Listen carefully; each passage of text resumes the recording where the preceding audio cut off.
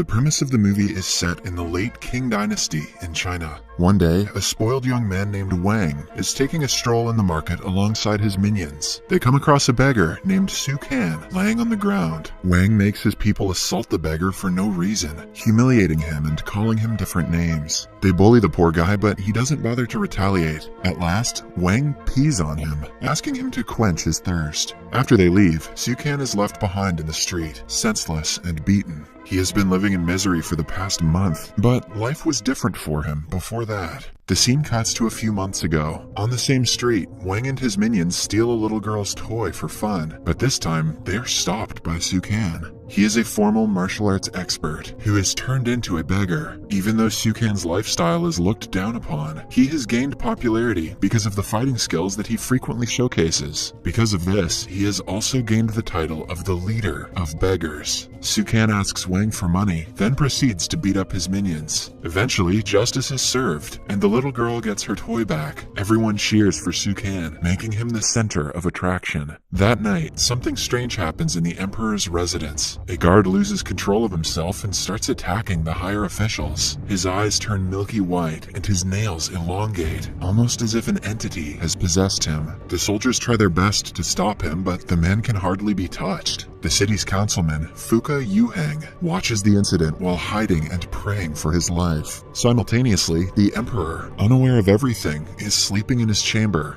He also has a nightmare of someone with long nails beheading his soldiers. The emperor wakes up covered in sweat from the dream and immediately calls Fuca to his chamber. By now, the guard has returned to his normal form and has no memory of what he did. The emperor is informed that the same thing happened to many people in the city. Rumors blame it on a highly contagious virus, but the emperor knows better. To solve the problem, he has to worship heaven for days without meeting anyone from outside. Hence, he asks Fuca to start an investigation and find the root of the problem while he is away. Fuca is confused about where he should start the investigation. Hence, he asks his nephew, Sukan, for help. Sukan's wife, Feifei, is the woman of the house. Her orders are absolute that no one can go against. So, when she asks her husband to help Fuca, Sukan has to agree. At the same time, we see a councilman frantically praying in his house. He has been getting nightmares recently and has an eerie feeling in his heart.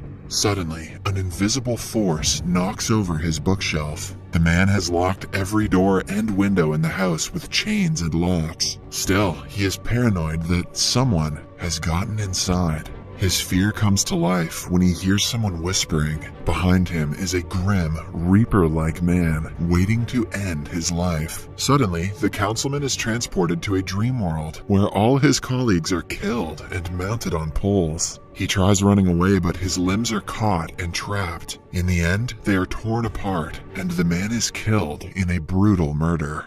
The next day, Sukan brings Fuca to a brothel with an excuse to investigate. In reality, he is fed up with his wife and wants to have fun with someone else for the night. He lines up a bunch of beautiful women and is making his pick when he hears Feifei calling him. Sukan, caught in 4K, quickly makes an exit and pretends to be entering the brothel for the first time. Feifei knows that it is only an excuse. Hence, when they get back home, she brings out a whip, looking to teach him a lesson in bed.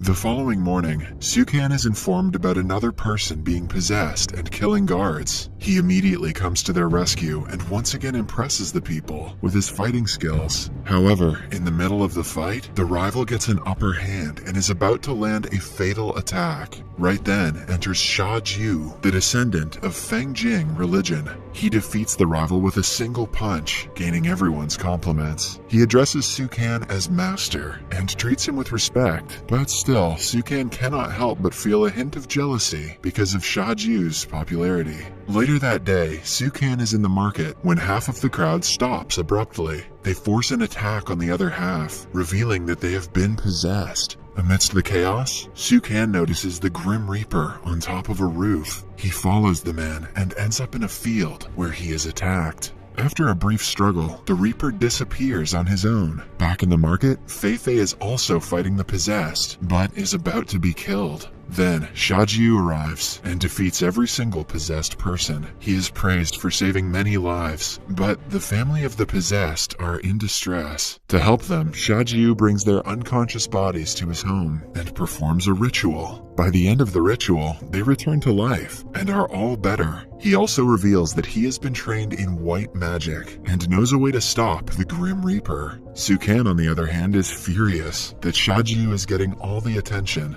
To discredit him, he knocks his uncle out and blames it on Xiaojiu's magic. But it doesn't take long before the trick is revealed, and he is humiliated in front of everyone. At midnight, Xiaojiu comes to Sukan's house to talk to him about something important. According to him, the Grim Reaper is a junior who used to learn magic with him a long time ago. He was the best student the school ever had, but was tricked into failing the final test. Everyone in the village apprehended him for cheating, which is why he has returned and is seeking revenge on everyone. Fuca is delighted that they finally have a lead in the case. However, they will have to make a plan to catch the culprit. Later, Sukan sees Fei Fei dying after falling into the river. When he goes to help her, he also drowns and ends up in a hallucination. He wakes up in the morning and realizes he was just dreaming. However, the dream was so vivid that he suspects someone cast a spell on him. Later that day, Wang is troubling people as usual. This time, he takes it too far and has to be stopped by Xiaojiu. He teaches the bullies a lesson and gains appreciation from bystanders, yet again.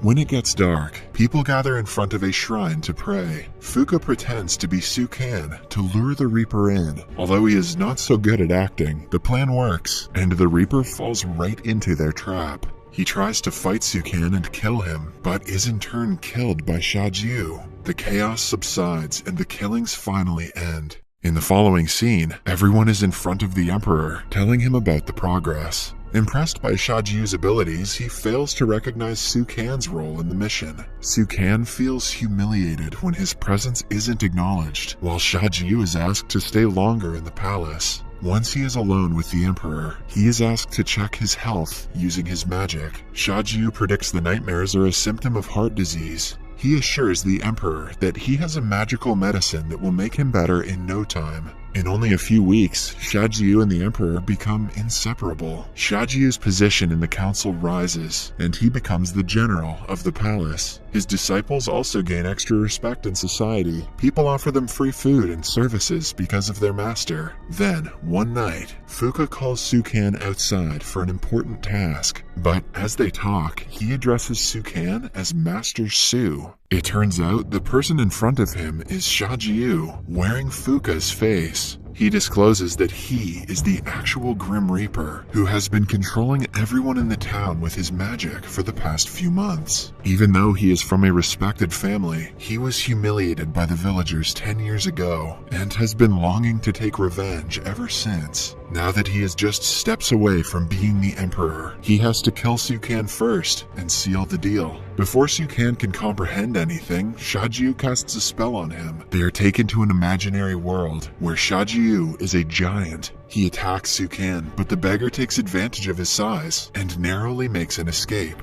To cast out of the spell, Sukan uses a unique dragon technique and lands an attack. They return to the real world, but the battle continues. Sukan is physically stronger, but in front of Xiaojiu's spells, he is left weakened. Xiaojiu wants him to suffer, so instead of killing him, he breaks his ankles and curses him to live like an actual beggar for the rest of his life. At the same time, a troop sent by Xiaojiu attacks the beggar base and kills everyone. Fei Fei fights for her life, but eventually suffers the same fate as the others. In the morning, Sukan returns and finds out that everyone he ever loved has died. He holds Fei Fei and breaks into tears. The only person on his side is Fuca, who was thankfully away when the place was attacked. Enraged by the sight, he goes to the palace to ask for justice. But even the guards are on Xiaojiu's side, and he is no longer allowed inside. Cut to a month after the incident, Xiaojiu's curse has fulfilled itself, and Sukan is turned into a miserable beggar. The people who once used to look up to him now refuse to come near him. Wang uses the situation to teach Sukan a lesson. He and his minions take turns peeing on the poor man. Still, Sukan doesn't fight back and is numb to their insults. When he is at his lowest, Fuca finds him and brings him back to his home. He has also lost his job and is in bad financial condition. He eats leftovers from restaurants and brings the same for his nephew. Eventually, Xiajiu's disciples start showing their true faces. They demand free goods and assault everyone who refuses to obey them. People who were on Xiajiu's side before start dreading his rule.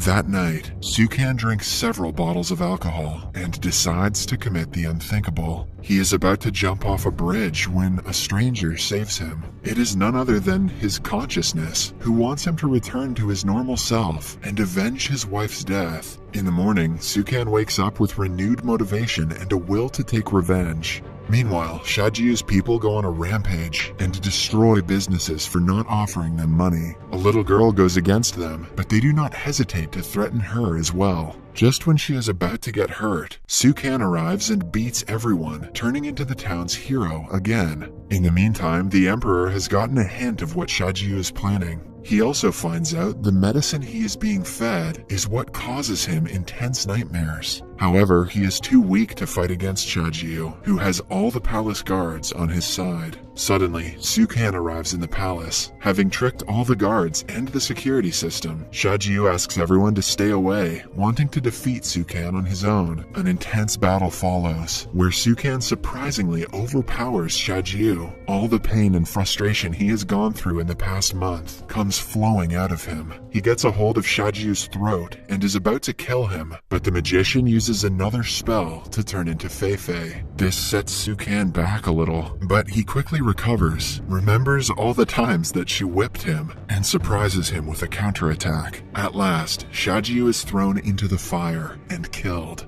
Xiajiu's followers are agitated at their master's death, but before they can attack, Sukan's supporters arrive and fight them. In the last scene, Sukan is in the streets, continuing his life as a normal beggar. Then, one day, he sees a girl who looks exactly like Fei-Fei. The movie ends as she offers him a piece of bread.